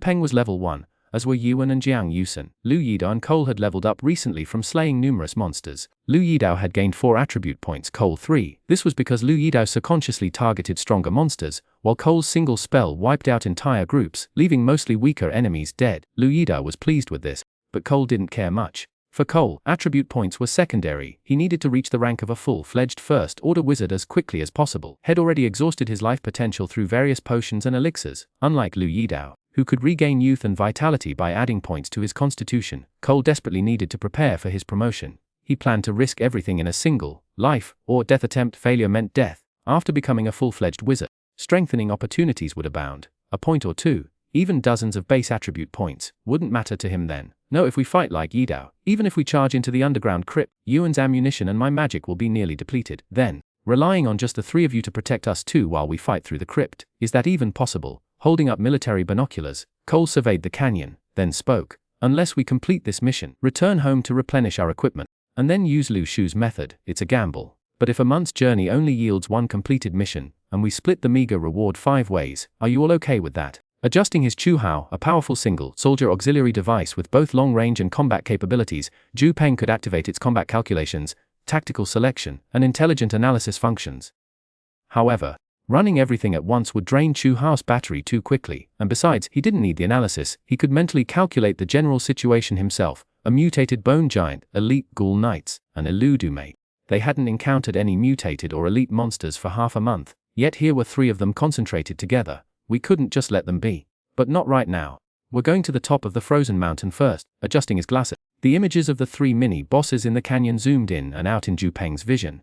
If it weren't for the special environment of the deep valley and the sheer number of monsters, they would have already fallen to the combined attacks of the adventurers, not reaching their current level of strength. However, the 5 tasks chosen by Peng were all formulated after extensive intelligence research and analysis, followed by glimpses into the future using fate cards. Had Peng and his team not undertaken these tasks, a team of adventurers, guided by a witch named Li Lu, would have systematically eliminated all the monsters in the valley within half a month. Leveraging the geographical advantages of the underground crypt, their impressive achievements and ingenious tactics would have even reached the Adventurers Guild in Abyss City. However, since Peng had foreseen this, they wouldn't get a chance at this windfall.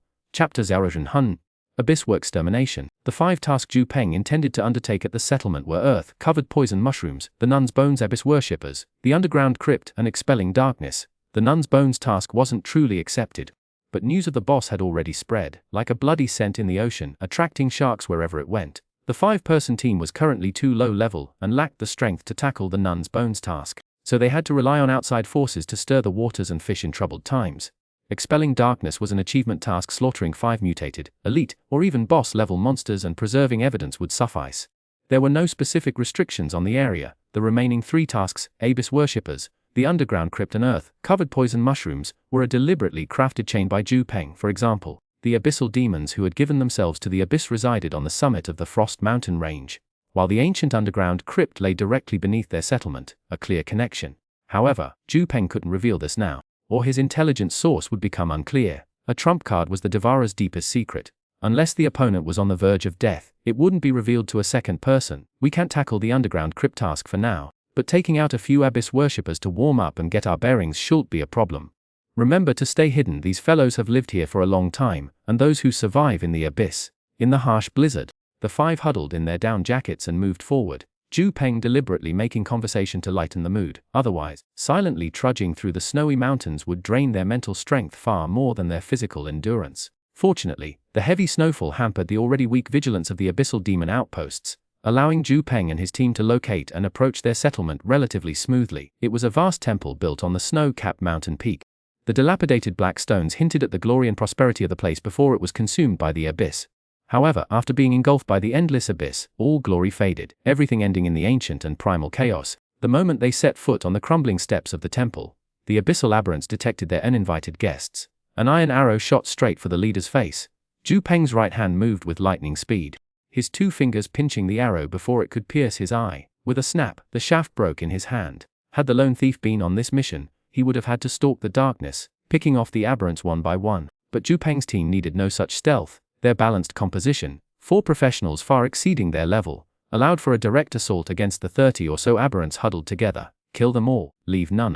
As Peng snapped the arrow and issued his quiet command, the woman in iron-plated armor let out a war cry. A roar filled with battle lust and primal savagery echoed through the black stone temple, signaling the aberrants' rapid mobilization. Facing the aberrants whose eyes glowed faintly green but whose appearances were otherwise almost human, Yuan and Zhongyusen hesitated. Perhaps the thought of attacking a settlement and slaughtering its inhabitants weighed on their consciences.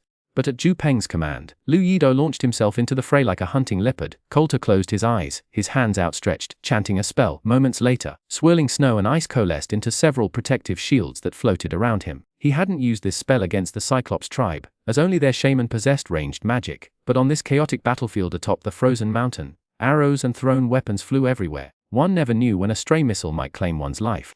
Lu Yido's charge and Coulter's spell were surpassed only by the speed and ferocity of Peng's counterattack. The instant he'd broken the arrow, he drew a javelin from his back and hurled it at the archer, a swift and deadly. The archer lacked Peng's reflexes and skill, the javelin piercing her forehead, killing her instantly. There's prey. Come out. Ah! I'll kill you! Eat your head! One by one, strong, blonde men and women charged forth, their eyes glowing green in the darkness, their physiques far surpassing those of ordinary humans. Their strength, agility and savage brutality far exceeded any normal human capabilities. The Dark First Realm bordered the Abyssal City, a region shrouded in the effects of the charm spell. Though the aberrants' cries sounded like meaningless roars to Peng and his companions, they understood their intent perfectly. The battle began, blood and fire staining the dark night. The creatures here offered their lives as sacrifices to the endless abyss. 5 javelins were thrown in succession, each one hurled by Peng felled a combatant. Even his worst throw found its mark in the target's chest, leaving a strong man writhing on the ground, unable to rise. The others were dispatched swiftly and cleanly with a single throw. After the 5 javelins, he kept 2 in reserve, ready for the battlefield. Abyssal corrupted humans were already charging with weapons.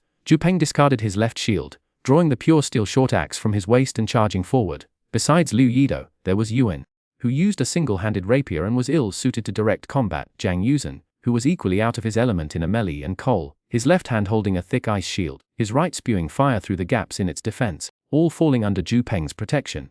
These 3 were elites in their respective fields, but their flaws were as obvious as their strengths. If one of them were to be cut down in the chaos, it would be an irreplaceable loss, even if they annihilated 10 abyssal cultist settlements. As for Lu Yidao, who was attracting 80% of the enemy's firepower while being chased by a swarm of abyssal corrupted humans, Peng simply ignored him. If a seasoned dark energy level martial artist from China died here, it meant it was his time to go. Fate had called, and nothing could stop it. However, Peng did summon the mutated green slime and the axe-wielding Jackal Man. The mutated green slime mimicked Ko, maintaining its maximum attack power while confusing the enemy. The Jackal Man, about 5 feet tall, wielded a 6-foot steel axe. Under Peng's protection, it would occasionally unleash a devastating blow, perhaps due to high affinity with its master.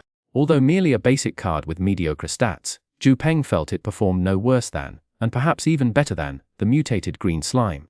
Obedient, alert and loyal, it was an excellent asset. Except for its truly abysmal magic resistance, shield in his left hand, axe in his right, guarded by 2 summoned spirits, Peng single-handedly shielded his 3 teammates, impervious to the onslaught. Xuanhuan didn't feel anything unusual, but Cole, accustomed to independent adventuring, found himself under Peng's protection, wondering if he even needed his ice shield. It was cumbersome and unnecessary. All incoming projectiles were blocked by Peng or his summons. Had never cast spells so comfortably before. After my breakthrough to a full-fledged wizard, I'll recruit this kid as my guardian knight. The cost won't matter. Having him around is like wearing impenetrable full-body steel armor. Has practically given me several extra lives. Thinking this, Cole proactively cancelled the ice shield, switching to a dual-handed fire tongue spell. The spell's destructive power instantly increased by more than double. Ivan wasn't as sensitive as Cole. She only felt her swordsmanship had greatly improved. Abyssal demonic humans charging towards her were one after another, having their necks slashed and hearts pierced. The elf felt her swordplay had never been so smooth and flowing. Those stumbling abyssal demonic humans were practically offering themselves for slaughter. Chapter 11: Cultivation and Training. Summoned Elf Evolution. The power of the Dragon King's seal contracted, shifting from sun to moon mode. To the outside world, it was the retreat of light and darkness dominating the land. On the peak of the frozen mountain, directly in front of the Black Stone Temple, a life or death battle between opposing factions was underway. Flying blood, shimmering sword light, effortless and flowing movements. Ivan felt for the first time that slaughter could be beautiful, filled with a thrilling rush of blood, as a strong abyssal demonic human was pierced through the heart, and as she withdrew her exquisite dagger, Ivan felt a warm current surge through her body, like soaking in a hot spring after a long day, relaxing her muscles complete. Ivan had experienced this feeling before, knowing she had leveled up, infused with the Dragon King's primordial power. The silver-haired elf, amidst the fierce battle, steeled her will, instantly allocating the 4 attribute points she had gained to agility. Already possessing an agile talent as an elf, the additional 9 agility points significantly increased her speed and swordsmanship, resulting in more flashing sword light, more spilled blood and more slaughter. Descending, within Peng's shield, guarding the rear of Cole, Ivan, and Jiang Yusen felt uneasy. He wanted to draw his hand crossbow and distance himself from the front lines, ideally hiding in a dark corner to snipe from the chaotic battlefield. If he could do that, Jiang Yusen felt he could unleash a destructive power comparable to the wizard Cole, with the 31 steel bolts in his quiver. Instead, wielding a dagger, he couldn't fight those demonic warriors wielding long knives and axes. Peng's werewolf and mutated green slime kept focusing their attacks on him, eliminating enemies, rendering him ineffective and preventing him from receiving the Dragon King's primordial power. For a time, Jiang Yusen even resented the man constantly shielding him. Stronger, stronger, he thought. I came here to become stronger! You keep blocking me. When will I ever get stronger? Yusen, don't stray more than 10 paces from me. 10 paces is the limit of my control. The calm, almost emotionless words arrived, chilling Jiang Yusen to the bone. He'd only taken a few steps back, yet Peng, whose back remained turned, had instantly noticed. In fact, at this moment, Peng dominated the battlefield with an ethereal, almost transcendent presence, slaying, fighting, plundering the essence of the demons. The more he trained, the greater the potential he unleashed, and the more essence he absorbed. This is often the reason why professionals receive varying numbers of attribute points 1 to 5 per level. To gain the maximum number of attribute points per level, one must slay creatures of similar or higher levels, fully train oneself to unlock one's potential, and take on many quests issued by the professional guild. This way, the witch net won't intercept the share of the demonic essence. Otherwise, even if one fully achieves the first 2 goals, the witch net still retains the essence, preventing the professional from achieving the limit of 5 attribute points per level. Both warriors, both pursuing maximum level enhancement, Liu Yido chose to kill. He charged alone into the enemy rank, surrounded and fighting with reckless abandon. Peng, however, chose a holistic approach. In fact, excluding his 2 summoned spirits, Peng's killing efficiency with his sword and shield was among the lowest of the 5. Only slightly better than Jiang Yusen, who was completely unsuited to direct combat. But the training he received protecting the other 3 was almost the greatest. Controlling himself, controlling the enemy, even controlling his teammates. Peng didn't actively kill the abyssal cultists before him, but he maximized the destructive power of Von and Cole. He killed less, absorbing less demonic essence, but every bit was thoroughly trained and digested. Unlike Liu Yido, whose training was intense, but who also absorbed a large amount of demonic essence in a short time, as if gorging himself, Peng nurtured, Liu Yido trained. It's too early to say whose method is superior. It's simply a difference between Taoist cultivation principles and pure martial arts. After the initial bloodlust, some of the abyssal mutants noticed their numbers dwindling rapidly. A moment of hesitation, and a group of over 50 abyssal mutants was reduced to a dozen. The situation became clear. The remaining mutants howled and scattered. After felling another mutant, Peng's axe-wielding wolf man suddenly raised its head and howled. Its muscles swelled, and a faint white light gradually enveloped it.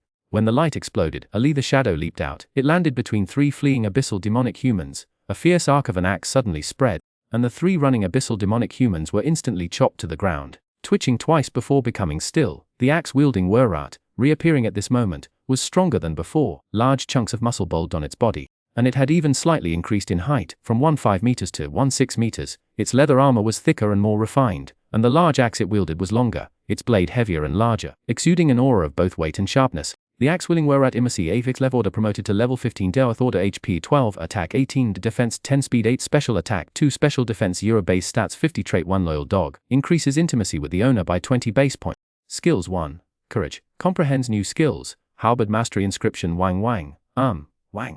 Pulling out the werrat's card, Peng discovered that this fellow had again been promoted by 3 levels. As expected of a blank card, he thought, cheap and easy to raise. After the axe-wielding werrat was promoted to level 15, its attack, defense, HP and speed all saw significant improvements.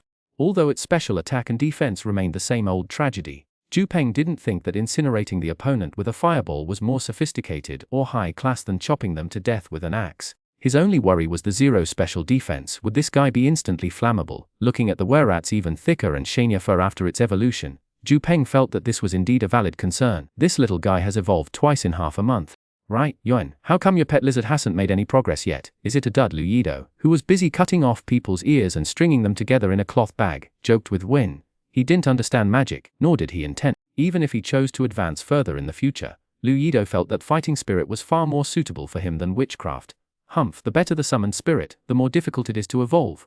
Yun retorted. A famous sword requires a sword master to hammer and forge it day and night. Do you think it's like the broken knife in your hand, a mass-produced product from Earth, churning out tens of thousands a day without effort? Wen was indeed a pretty elf, but she had a naturally sharp tongue. Even without provocation she might suddenly bite you. Now that Lu Yido dared to tease her, Yuan's counterattack was as smooth as flowing water, like Peng's Tai Chi borrowing momentum. Chapter on toward the abyssal devotees' storage. Faint light particles, blood covering the ground, corpses piled upon corpses lay scattered outside the Blackstone Temple. Peng crouched down and turned over the bodies. These abyssal demons, outwardly only slightly larger and stronger than ordinary humans, possessed bone density and organ distribution radically different from normal humans. Their bones were tougher, their organs smaller and more independent. This made them nearly twice as strong and resilient. Though unfortunately, the abyssal enchantment seemed to have affected their intelligence and will. They were a branch of the Nord-like people, blonde hair, blue eyes, strong and cold resistant, sharp canes in their mouths, and scaly patches on vulnerable areas of their bodies. This should be a secondary evolution resulting from the infusion of abyssal power after embracing the abyss. While still an apprentice in the knowledge accumulation phase, Peng hadn't yet encountered the near-mandatory anatomy studies for wizards. However, Peng was a martial arts practitioner, and in the martial world, a good number of practitioners had some medical knowledge. Hong Fei Hong, a grandmaster of Guoshu in the late Qing dynasty, famously prioritized medicine over martial arts. Leave the bodies here, no need, Zhang Yuzhen said, efficiently cleaning the battlefield. His performance in the fight had been subpar, so he needed to compensate elsewhere. While they were only lightly touched by the Demon Dragon King's magic, the abyssal microbes break things down incredibly fast. Within a week, there'll be nothing but bones. The low level of demonic influence meant there wouldn't be anything of value on the corpses.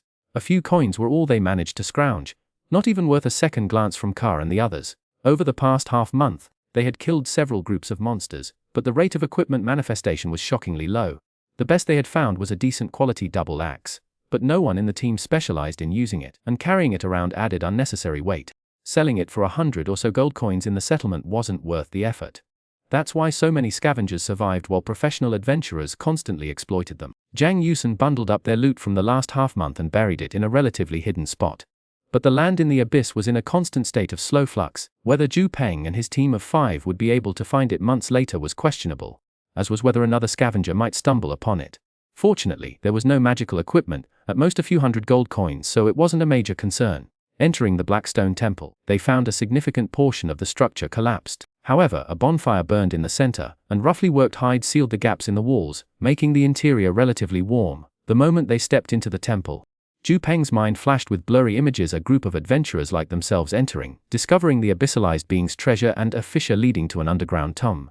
This wasn't the past, but a glimpse into a hazy future Peng had glimpsed using his fate cards, consuming a vast amount of fate energy. If he and the 4 others didn't come here, this future would unfold in half a month. Of course, the past is while the future is ever-changing, what hasn't happened yet cannot be said to absolutely unfold as predicted. Let's search the surroundings carefully. Those abyssalized beings must have their own stores. Besides, I don't want to have my head chopped off by a hidden creature while sleeping here tonight.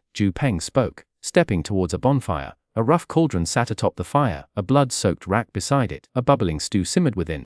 Peng stirred it with a large ladle, then fished out a human head, completely deformed by the cooking, its gender and age indistinguishable. Most of these abyssal followers are humans who couldn't survive after the abyssal invasion, driven to desperation. They started eating people, then discovered they grew stronger, more savage. They believed they gained power from cannibalism.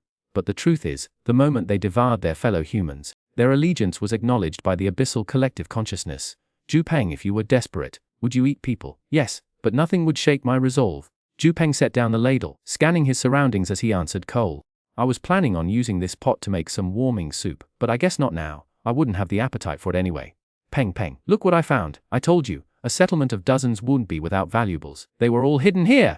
Zhang Yusen yelled, running out with a bundle of items wrapped in animal hide. His excitement betrayed the fact that he'd found the abyssalized being's stash. At that moment, Liu Yido dragged out a dirty, thin woman with disheveled hair from the other side. The moment Zhang Yusen saw the woman, his smile froze, and the bundle in his arms clattered to the ground. Guoshu, looking at the dumbfounded Zhang Yusen, then at the cowering woman in Liu Yidao's grasp, Peng couldn't help but marvel. Impressive. She's that dilapidated, and you still recognize her. Spent years looking at her pictures. Ha! Dongshmi, Zhang Yusen, don't you recognize me? We were in the same elementary school, same middle school. You were in the second row, third position during morning exercises. It's me, Peng, Yuan, Liu Yido, and Kia sat around the campfire, watching Zhang Yusen clumsily try his luck with a girl.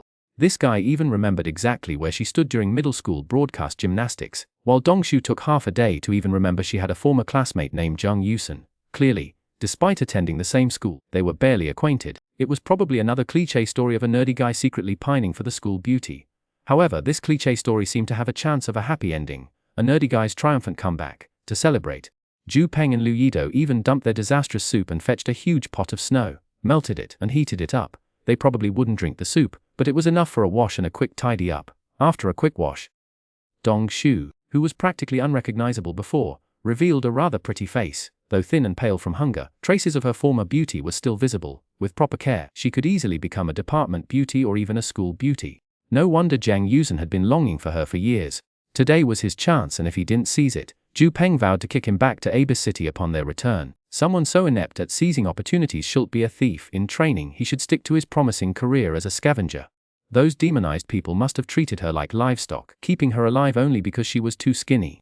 They'd slaughter the fat ones first before their fat was gone. A skinny girl, well, she'd remain skinny anyway. But honestly, this girl has no chest, no butt. What does Yusen see in her? Chicken. All he sees is her face. He has no idea what an S-curve is. Yuan, I'm sorry, your figure is great, it's an S-curve. Despite his extensive experience in enduring beatings and pain, Peng didn't enjoy self-inflicted suffering. The moment Yuan raised her arm, he realized his mistake. As her slender white hands squeezed the soft flesh around his waist, Peng quickly apologized. Liu Yidao and Kia chuckled at the sight. Running into your long-time crush at their lowest point, while you're at your peak. I used to scavenge in District D, but it's too chaotic lately. Werewolves dare to break into houses and eat people in broad daylight. I couldn't stay, so I joined the team and came to District F. I heard the monster hunters here are strong, and life is relatively peaceful and prosperous, but it was our scavenging team's first time out, and we ventured too deep. The captain and my other companions, they're all dead. Only me left. Dongshu didn't cry. Or perhaps she had cried so much that her tears had dried up still. Peng and the others could hear the fear and despair in her voice. Captured by the abyss worshippers, treated like livestock, watching her companions dragged away one by one to be beheaded, stewed or even roasted alive. In truth, if it weren't for Peng and his 4 companions, Dongshu wouldn't have lasted another few days. After the large pot of stew was cleaned out, even the thinnest scraps would have been gone. And the abyssal cultist didn't have much in reserve. When Peng saw the faint white 15 above Dongshu's head transform into a wisp of smoke and be drawn into his body, his expression softened. Only after experiencing it firsthand did he understand why the Taoist masters of ancient China insisted on learning how to calculate fortunes. The feeling of walking another person's path while leaving them no escape route was simply too intoxicating. Think 10 steps ahead, seize every advantage. The Wu tribe in Chinese prehistoric legends fought the heavens and the earth, almost invincible, weren't they? Ultimately, even their divine powers were no match for fate. And they were almost effortlessly replaced by the Xian Dao. Normally, our team wouldn't allow any strangers to join midway. I have to be responsible for my team's safety. When Peng said these words, Donghu's face turned deathly pale.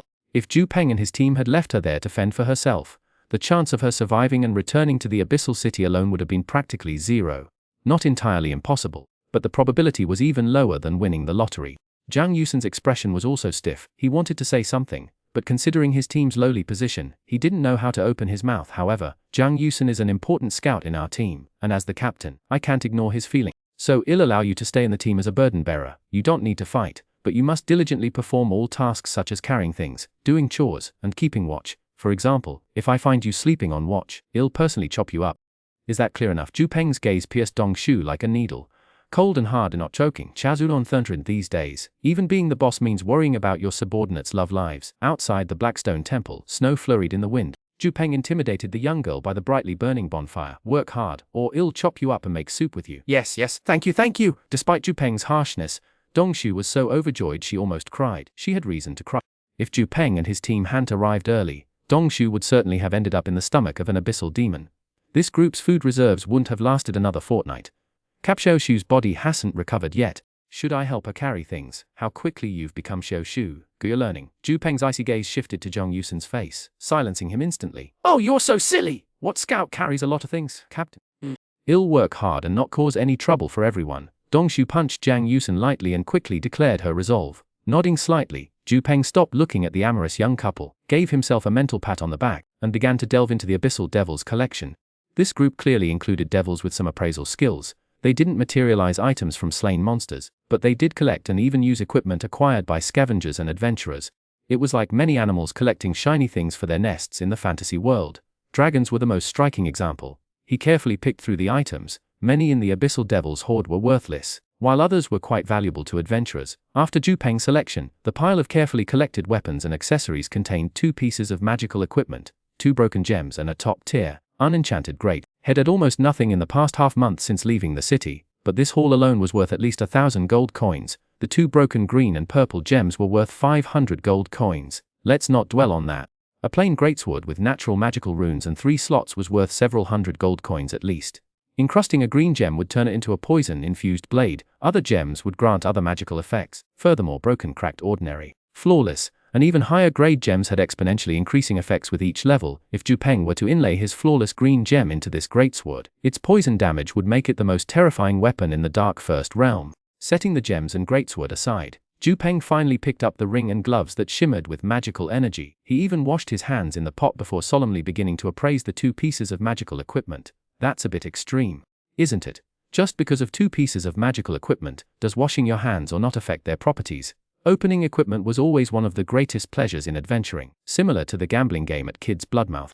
Many people went there to gamble on equipment, not out of greed for good equipment, but because they were addicted to the thrill of it all. A gamble between heaven and hell. As the manager of a gambling shop, Zhu Peng had seen many scavengers and even adventurers lose everything at Kids Bloodmouth. It's not so bad to lose, as there's always a chance to learn from it. The real fear is tasting the sweetness of victory, hitting it big once, and then never forgetting the ecstasy. But long-term gambling ultimately favors the house, draining one's finances sooner or later. In comparison, appraising equipment during an adventure was simply a good thing. Obtaining equipment from slain monsters was beneficial in every way. Zhu Peng was appraising the equipment, and everyone, including Cole, gathered around the bonfire, their eyes fixed on him, anticipating the thrill of a gamble, a potential windfall, or a crushing disappointment. Don't speak while I'm appraising the equipment, Zhu Peng warned. If we don't get anything good, first I'll dock Zhang Yusen's mafia pay, and then I'll blame Yuan for bad luck with her chatter. As he spoke, he concentrated, channeling his magical power. A faint blue light enveloped the ring in his hand as its properties were quickly identified. Power ring, blue equipment, +2 strength. A collective sigh went around. The worst ring stat. Not even as good as the crimson ring I found before. Before the appraisal, no one could tell anything unusual about it, but after the identification, the professionals could see the effects of the magical equipment. Of course, scavengers like Zhang Yusen back then, without the power of the witch net, couldn't determine the effects of enchanted equipment even after it had been appraised. They relied entirely on the appraiser. It's all Yuan's fault, Lu Yidao scolded. That little girl, so much chatter. Zhu Peng will ditch you sooner or later for that. Just you wait. His reprimand left Wen with puffed cheeks, but she dared not speak again. Miserably, she huddled beside Zhu Peng as he appraised a pair of leather gloves. A faint golden magical aura emanated from the gloves as Zhu Peng's appraisal magic worked its way. Some magical equipment didn't need appraising, some glowed with magical light but required appraisal, and some, though undoubtedly magic, appeared plain and even emanate magical light without appraisal. Lucky piercing leather gloves. Yellow equipment. Leather gloves requires level fun defense. 5T2 12 10% attack accuracy 5% chance to obtain magical equipment. Dark Vision A lucky find! A superb golden item, especially the Tle 5% chance to obtain magical equipment. That attribute will never go out of style. At a major auction house it could easily fetch 3 to 5,000 gold coins. It's a goose that lays golden eggs, Zhu Peng said. Looking up, who wants it? You should equip it. Cole responded. Yuan, Ida, and I are all level 2. Zhang Yusen isn't much for combat. These 2 pieces will give the team the biggest boost. And that glove is perfect for you, isn't it? And Zhu Peng, without hesitation, put both pieces of magical equipment on. The ring was nestled inside the glove. The lucky, pierced leather glove seemed to have an automatic shrinking function. It fit snugly on Zhu Peng's hand, not hindering his grip on weapons, and even offered sweat-wicking properties to prevent slippage. Name Zhu Peng. Species human, male, constitution 18, strength 16, +4, agility 15, 2 spirit 20, will 22, intelligence 12, total of 109, elemental resistances unknown, combatant rank oath rank. Level 1 combatant class melee combatant wizard. Indeed, these are good things with them. I can significantly improve my combat effectiveness, gripping his fists gently, feeling the enhanced power. Zhu Peng closed his eyes for a moment before making this assessment. Magical equipment created through dark contracts primarily enhances attributes and even amplifies skills, while magically enchanted items or arcane artifacts crafted by wizards are often imbued with certain magical effects. Simply having girls interested isn't a good thing in this era. You also have to protect them, and your own life. Thieves. With their agility and adventurer teams, they're not incapable of direct combat, it's just that your foundation is too thin, and you have so much to learn. Speaking, Zhu Peng took Zhang Yusen's weapons, a crossbow in his right hand, and a poisoned dagger held reversed in his left. Turning his back to Zhang Yusen, Zhu Peng suddenly spun around, firing the crossbow at close range towards Zhang Yusen with his right hand. He moved his feet, slicing diagonally to Zhang Yusen's side, stabbing the boy in the flank with his dagger. At the same moment, of course, the crossbow bolt whizzed past Zhang Yusen's ear. Zhu Peng used the dagger's hilt to strike. However, facing Zhu Peng's sudden attack, Zhang Yusen's face paled for that instant. He felt he had truly been killed by Zhu Peng. The wave of death that washed over him left him breathless and chilled to the bone. Remember the fear I just gave you, bring it to your enemies, Zhu Peng whispered in the boy's ear. Fear is a good way to make an impression. When Zhu Peng turned to face Zhang Yusen again, the blood and killing intent had vanished from him. The feeling of having been killed seemed to be merely Zhang Yusen's illusion. What I just demonstrated is one technique of a direct melee assault by an agility specialist. Skilled agility specialists generally don't use crossbows. The target is too large and the trajectory too clear. They often use throwing knives, or even poison needles at close range to target vital points, simultaneously using a shuffling footwork to slice diagonally into the opponent's side for a close range backstab. A thief is doomed if they let a warrior specializing in strength or constitution enhancement dictate the pace. You must use your superior agility to seize the initiative, strike preemptively for a kill, and retreat immediately if the attack misses. Otherwise, you might stab them 3 or 5 times without killing them, and one blow from them will incapacitate you. This is the difference in fighting styles between a thief and a warrior. Those specializing in agility can more easily seize the initiative in combat, but their margin for error is extremely low. One misstep and the enemy will take them down, Zhu Peng explained, demonstrating the fighting style again to Zhang Yusen. If left to his own understanding,